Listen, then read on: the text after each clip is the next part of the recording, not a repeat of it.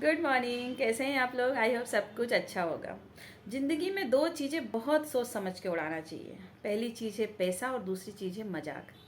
पैसा इसलिए सोच समझ के उड़ाना चाहिए, मतलब इसलिए सोच समझ के खर्च करना चाहिए कि कब हमें पैसों की ज़रूरत ना पड़ जाए हम नहीं जानते। तो हमारे पास कम से कम इतने पैसे होना चाहिए कि अगर हम कोई जॉब कर रहे हैं और वो जॉब हमारा चला जाता है तो हमें कम से कम हमारा 6 महीने का खर्चा निकल जाए। इतनी सेविंग हमारे पास में हो जानी चाहिए।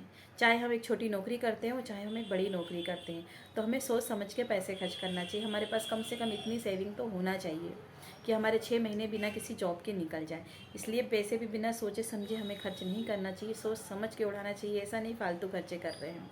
पर इसका मतलब ये भी नहीं है कि ज़िंदगी जीना भूल जाते हैं। सभी चीज़ों की ज़रूरत है, जिन चीज़ों की ज़रूरत है, लेकिन उनको आप कलेक्ट करिए।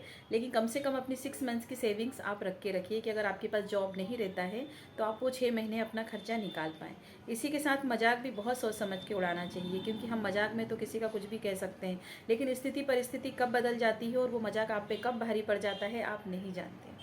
तो कोशिश ये करिए कि कभी भी किसी का मजाक मत बनाइए। अगर हम किसी का मजाक बनाते हैं तो हो सकता है कि वो सारी चीज़ें घूम फिर कर हमारे पास आए, क्योंकि मजाक करने वाला तो भूल जाता है कि उसने मजाक में क्या बोला था, लेकिन जिसके साथ किया जाता है वो जीवन भर नहीं भूलता। और वो उस एक समय के इंतज़ार में रहता है जब वो इस मजाक का बदला दे सके। ज़रूरी नहीं वो आपका भी अपमान करे या आपका मजाक बनाएगा, लेकिन ये हो सकता है कि वो कुछ ऐसा करे जिससे आपको बुरा लगे। तो हमेशा क्या करना है, कोशिश कि हमें पैसे भी सोच समझ के उड़ाना चाहिए और मजाक भी किसी का बहुत सोच समझ के उड़ाना चाहिए।